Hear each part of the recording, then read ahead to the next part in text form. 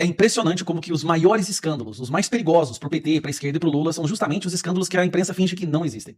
E a imprensa agora tá fazendo um esforço fenomenal pra fingir que não aconteceu um escândalo da denúncia da delação do ex-chefe de inteligência do Hugo Chávez, Carvajal, El Pollo, como é conhecido, de como o PT e o Lula receberam dinheiro de corrupção durante as suas campanhas da Venezuela pra cá e até do narcotráfico.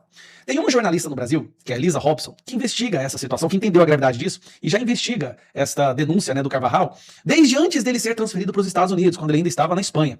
A Elisa Robson é uma jornalista investigativa que foi a primeira a falar sobre isso. Inclusive, num podcast que eu tinha há 3 anos atrás, ela foi lá, participou, falou tudo e a imprensa rotulou como fake news. Pois agora que saíram esses novos documentos, e também na imprensa latino-americana, menos da brasileira, mas na imprensa latino-americana que saiu sobre essa denúncia, ela participou de uma live com a Ludmila Lins Grillo, todo mundo conhece, que é uma juíza brasileira que está exilada no Brasil, nos Estados Unidos, justamente porque ela denunciou os crimes do Alexandre de Moraes e do STF. Você só escuta isso daqui para você entender a gravidade e por que a imprensa está se esforçando tanto para colocar isso em silêncio. Agora tivemos a notícia de que ele decidiu apresentar documentos e provas de que a PDVSA financiou PDVSA é meio que a Petrobras, é a estatal petrolífera da Venezuela, tá? legalmente a campanha de Lula no Brasil. Eles me autorizaram a conversar diretamente com o Carvajal, por meio eletrônico. Então, nós compramos a nossa conversa por meio eletrônico. Obviamente que toda a conversa, a única condição é que ela estava sendo monitorada pelo governo americano.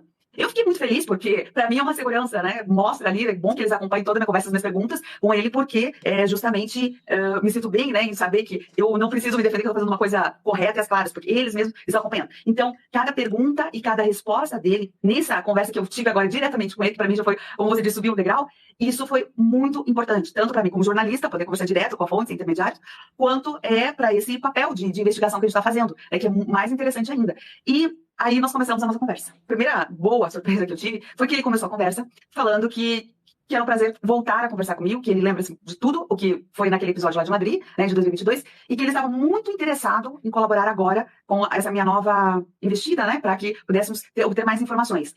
Então iniciou de uma forma bastante aberto e bastante interessado. Uma das coisas que me chamou mais a atenção foi que ele estava muito bem informado. Eu até falei isso lá no canal do Rafael Fontana. Ele estava muito bem informado e ele sabe tudo o que está acontecendo no Brasil, absolutamente tudo. Ele acompanha todas as informações e principalmente toda a pressão que está acontecendo em relação ao secretário Marco Rubio e também Alexandre de Moraes.